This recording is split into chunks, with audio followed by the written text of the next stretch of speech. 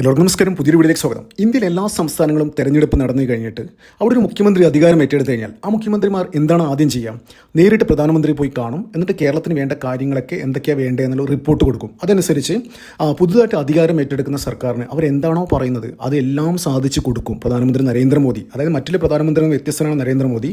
അതായത് നമ്മുടെ കക്ഷിഭേദമന്യേ, അതായത് രാഷ്ട്രീയ എതിരാളികളാണെങ്കിൽ പോലും അവർക്ക് വേണ്ട രീതിയിൽ എല്ലാ പരിഗണനകളും ആദ്യം പറയുന്ന കാര്യങ്ങളെല്ലാം സാധിച്ചു കൊടുക്കുന്ന ഒരു പ്രധാനമന്ത്രിയാണ് നരേന്ദ്രമോദി. നമുക്കറിയാം, പിണറായി വിജയൻ്റെ സർക്കാർ കഴിഞ്ഞ 10 വർഷം ഭരിച്ചിട്ട് കേന്ദ്രം വാരിക്കോരിയിട്ടാണ് കൊടുത്തത്. അപ്പോൾ സമാനമായൊരു സാഹചര്യം കേരളത്തിലും ഉണ്ടായിട്ടുണ്ട്. അപ്പോൾ ഇന്നാണ് പുതുതായിട്ട് മുഖ്യമന്ത്രിയായ വി.ഡി. സതീശൻ, നമ്മുടെ മുഖ്യമന്ത്രി, കേരള മുഖ്യമന്ത്രി ഡൽഹിയിലെത്തുകയും ഡൽഹിയിലെത്തിയിട്ട് നരേന്ദ്രമോദിയെ കണ്ട വീഡിയോകളും ഇതൊക്കെ സോഷ്യൽ മീഡിയ വഴി പോസ്റ്റ് ചെയ്തിരുന്നു. അപ്പോൾ ഇതിനെതിരെ വലിയ രീതിയിലുള്ള സൈബർ ഒരു അറ്റാക്ക് നടന്നുകൊണ്ടിരിക്കുകയാണ്. അതായത് ഇത് ഏറ്റവും കൂടുതൽ എന്നെ ആശ്ചര്യപ്പെടുന്ന ഒരു കാര്യം എന്നറിയാം, ഈ സൈബർ അറ്റാക്ക് വരുന്നത് CPM-ൻ്റെ സൈഡിൽ നിന്നോ BJP-യുടെ സൈഡിൽ നിന്നോ അല്ല. അത് കോൺഗ്രസിനകത്തുള്ള ഒരു വിഭാഗം ആൾക്കാർ ചേർന്നിട്ടാണ് ഈ ഒരു സൈബർ അറ്റാക്ക് നടത്തിക്കൊണ്ടിരിക്കുന്നത്. അതായത് ഇന്ന് വി.ഡി. സതീശൻ പങ്കുവച്ച ഫോട്ടോകളുണ്ട് നരേന്ദ്രമോദിയെ കാണുന്നതും, അതായത് കഥകളി ശില്പങ്ങൾ പ്രധാനമന്ത്രിയായിട്ട് കൈമാറുന്നതും ഒരുമിച്ചിരുന്ന് സംസാരിക്കുന്നതൊക്കെ ഫോട്ടോസും വീഡിയോസൊക്കെ പോസ്റ്റ് ചെയ്തിരുന്നു. അപ്പോൾ ഇതിൻ്റെ അടിയിലൊക്കെ വലിയ രീതിയിൽ ഈ ഫോട്ടോകളൊക്കെ ഉപയോഗിച്ചിട്ട് സൈബർ കോൺഗ്രസ്സുകാരനെ, ചില കോൺഗ്രസ് ഹാൻഡിൽസ് തന്നെ വലിയ രീതിയിൽ സോഷ്യൽ മീഡിയയിൽ എന്താ നടക്കുന്നത് അറിയോ?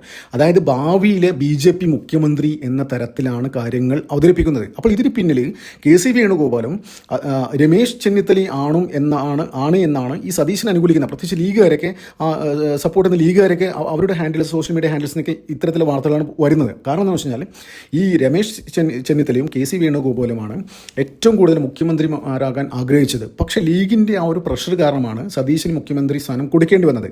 അപ്പോൾ ഇവിടുത്തെ മാധ്യമങ്ങളെല്ലാം പറഞ്ഞത് ആ സമയത്ത് ഈ മുഖ്യമന്ത്രി സ്ഥാനത്തെ ചൊല്ലിയുള്ള ചർച്ചകൾ പുരോഗമിക്കുമ്പോൾ 95% സാധ്യത KCക്കാണെന്ന് ഷാജൻ സ്കറിയ പോലും അന്ന് പറഞ്ഞിട്ടുണ്ടായിരുന്നു. പക്ഷേ ഒരു അട്ടിമറിയിലൂടെയാണ് വി.ഡി. സതീശൻ മുഖ്യമന്ത്രിയായത്. അപ്പോൾ അതിൻ്റെ ചൊറുക്ക് ഈ KCക്കും ചെന്നിത്തലയ്ക്കും ഇതുവരെ മാറിയിട്ടില്ല. അപ്പോൾ അത് എന്താ പറയണ്ടത്, വലിയ രീതിയിൽ സതീശനെ അപമാനിക്കാനും ഉടനെ ഒരു വർഷത്തിന് 6 മാസത്തിനുള്ളിൽ തന്നെ ഈ സതീശനെ മുഖ്യമന്ത്രി സ്ഥാനത്ത് നിന്ന് മാറ്റാനുള്ള പരിപാടി അവിടെ ഇപ്പോഴേ തുടങ്ങിക്കഴിഞ്ഞു. അപ്പോൾ അതിൻ്റെ ഭാഗമായിട്ട് തന്നെയാണ് ഈ ഒരു ക്യാമ്പയിൻ. അതായത് നാളത്തെ BJP മുഖ്യമന്ത്രിയാണ് വി.ഡി. സതീശൻ, നരേന്ദ്രമോദിയായിട്ട് ഭയങ്കര പ്രസന്നവദനായിട്ടാണ് സംസാരിക്കുന്നത്. അത്തരത്തിലുള്ള കാര്യങ്ങളൊക്കെയാണ് പറഞ്ഞുകൊണ്ടിരിക്കുന്നത്. ഞാൻ ഒരു കാര്യം പറയട്ടെ, ഒരു സംസ്ഥാനത്തെ മുഖ്യമന്ത്രി എന്ന് വെച്ച് കഴിഞ്ഞാൽ അവിടെ BJPക്കാരുടെ ഓരോ പാർട്ടിക്കാരുടെ മുഖ്യമന്ത്രിയല്ല, അദ്ദേഹം കേരളത്തിലെ ജനങ്ങളുടെ മുഖ്യമന്ത്രിയാണ്. ജനങ്ങളുടെ ആവശ്യത്തിന് വേണ്ടിയിട്ടാണ് പ്രധാനമന്ത്രിയെ കാണുന്നത്. അപ്പോൾ ഇതൊരു എല്ലാം ഒരു നാട്ടു നടപ്പാണ്.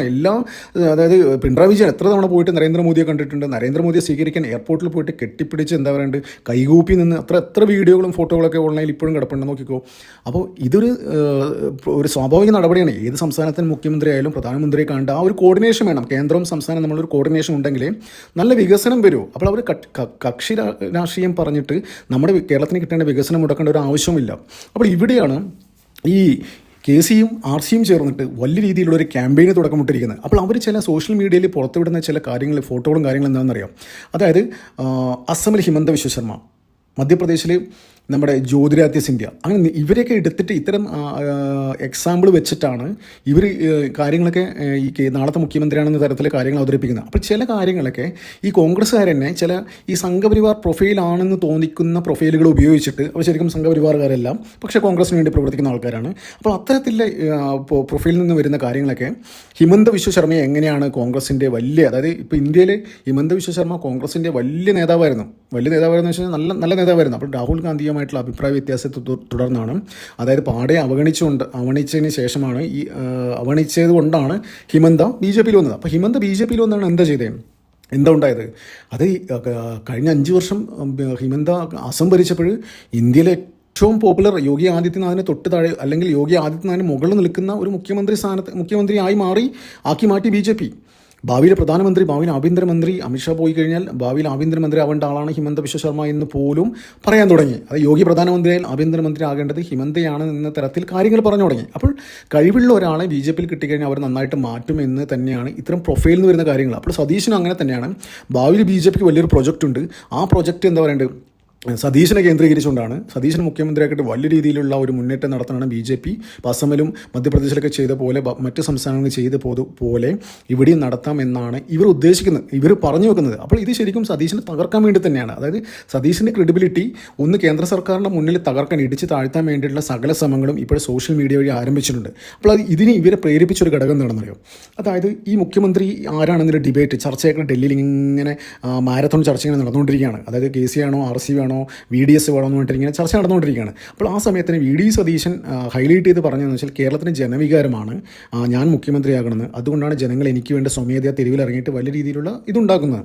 അപ്പോൾ തെരുവിലിറങ്ങിയത് വലിയ രീതിയിൽ മുസ്ലിം ലീഗുകാരായിരുന്നു. ഈ മുസ്ലിം ലീഗിൻ്റെ സപ്പോർട്ട് കാണിച്ചാണ് ശരിക്കും ഇവർ ഹൈക്കമാൻഡിന് അങ്ങനെ ഒരു മനംമാറ്റം വന്നത്. അതായത് KC മുഖ്യമന്ത്രിയാക്കാനാണ് വിചാരിച്ചത്. അപ്പോൾ ഈ തെരുവിലിറങ്ങിയ ആൾക്കാരുടെ പ്രകടനം കണ്ടിട്ടാണ്, ലീഗുകാരുടെ ആ ഒരു ഇത് കണ്ടിട്ടാണ് ഇവർ സതീശനെ മുഖ്യമന്ത്രിയാക്കിയത്. അപ്പോൾ സതീശന് നല്ല ലീഗുകാരുടെ പിന്തുണയുണ്ട് എന്ന് ശരിക്കും ഈ KCക്കും RCക്കും നന്നായിട്ട് അറിയാം. അപ്പോൾ അതുകൊണ്ട് തന്നെയാണ് ആ ഒരു പിന്തുണ ഇല്ലാതാക്കാൻ വേണ്ടി തന്നെയാണ് ഇത്തരത്തിലൊരു പ്രചരണം തുടക്കത്തിൽ ആരംഭിക്കുന്നത്. ഒരിക്കലും പറയാൻ പറ്റില്ല. അത് ഒരു മുഖ്യമന്ത്രി പ്രധാനമന്ത്രിയെ കാണുന്നതും അവരുടെ സംസാരിക്കുന്നതും എന്താ പറയുക അവരോട് ഒരുമിച്ച് ഉച്ചഭക്ഷണം കഴിക്കുന്നതൊന്നും ഒരു വിഷയമേ അല്ല. അതൊക്കെ ഈ നാട്ടിൽ നടക്കുന്നതാണ്. അത്തരത്തിലുള്ള സൗഹൃദങ്ങൾ വേണം. രാഷ്ട്രീയത്തിലെ ശത്രുക്കളില്ല, എതിരാളികൾ മാത്രമേ ഉള്ളൂ എന്ന ഒരു പോളിസിയാണ് BJPക്ക് ഉള്ളത്. അപ്പോൾ എന്താ പറയേണ്ടത്? അപ്പോൾ അത്തരത്തിലുള്ള കാര്യങ്ങളൊന്നും വലിയ രീതിയിൽ ചർച്ചയാക്കേണ്ട വിഷയമല്ല. ഇതൊക്കെ നാട്ടിൽ നടക്കുന്ന കാര്യം തന്നെ. പക്ഷേ തുടക്കത്തിൽ തന്നെ VD സതീശനെ ഡീസ്റ്റെബിലൈസ് ചെയ്യാൻ വേണ്ടിയിട്ട് വലിയ രീതിയിലുള്ള പ്രചാരണം നടന്നുകൊണ്ടിരിക്കുകയാണ്. അത് നാളത്തെ BJP മുഖ്യമന്ത്രിയാണ് സതീശൻ എന്നൊരു ക്യാമ്പയിനെ അവർ തുടക്കമിട്ടിരിക്കുകയാണ്. ഇതിപ്പോൾ ഇനീഷ്യൽ സ്റ്റേജിലുള്ള ഒരു കാര്യം മാത്രമാണ്. ഭാവിയിൽ വരും ദിവസങ്ങളിൽ ഓരോ കാര്യങ്ങളും വരുമ്പോൾ ചിലപ്പോൾ കേന്ദ്ര സർക്കാരിന് അനുകൂലമായ നടപടി എടുക്കേണ്ടി വരും. Of course. എന്താണെന്ന് വെച്ചാൽ നമ്മുടെ പ്രത്യേകിച്ച് സുരക്ഷയുമായി ബന്ധപ്പെട്ട കാര്യങ്ങളൊക്കെ വരുമ്പോൾ കേന്ദ്ര സർക്കാരുമായി ബന്ധപ്പെട്ട് ഒരു സിങ്കായിട്ട് പ്രവർത്തിക്കേണ്ടി വരും. അപ്പോഴൊക്കെ ഈ ഒരു പ്രചരണം വലിയ രീതിയിൽ ശക്തി പ്രാപിക്കാനാണ് സാധ്യത. കാരണം എന്ന് വെച്ചാൽ പ്രത്യേകിച്ച് രാജ്യസുരക്ഷയുമായി ബന്ധപ്പെട്ട കാര്യങ്ങൾ വരുമ്പോൾ ഇവിടുത്തെ ലീഗറും സുഡാപ്പികളൊക്കെ എതിരാവുമെന്ന് വെച്ച് കഴിഞ്ഞാൽ ഇവർക്കൊന്നും ഇഷ്ടപ്പെടാത്ത കാര്യമായിരിക്കും. അവരുടെ ബാപ്പയെ കിടന്ന പാകിസ്ഥാനെതിരെ എന്തെങ്കിലും ചെയ്തു കഴിഞ്ഞാൽ അവരൊരു അക്ഷരം മിണ്ടാൻ പറ്റില്ല.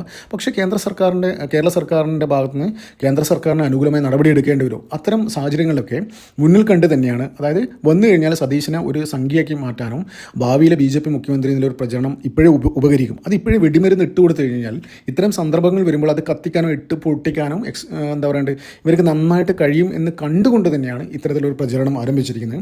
അപ്പോൾ എന്തുതന്നെയായാലും ഇവിടെ VD സതീശൻ ഭാവിയിൽ കേരള BJP മുഖ്യമന്ത്രിയാണ് എന്ന തരത്തിലുള്ള സോഷ്യൽ മീഡിയ പ്രചരണത്തിന് പിന്നിൽ KC വേണുഗോപാലും രമേശ് ചെന്നിത്തലയാണോ എന്നാണ് ഇപ്പോൾ പുറത്തുവരുന്ന ഏറ്റവും പുതിയ റിപ്പോർട്ട്. നമുക്കിതുമായി ബന്ധപ്പെട്ട കൂടുതൽ വാർത്തകൾ വരട്ടെ. ബാക്കി റിപ്പോർട്ട് ചെയ്യാം. നന്ദി, നമസ്കാരം. മറ്റൊരു വീഡിയോ കാണാം.